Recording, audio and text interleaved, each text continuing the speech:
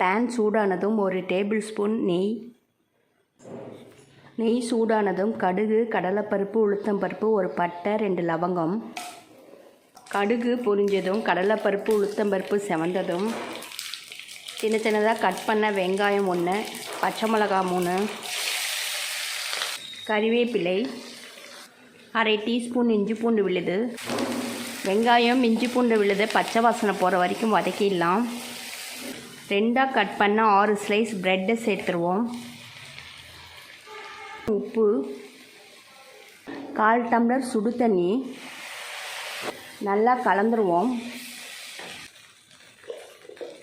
கடைசியாக கொத்தமல்லி.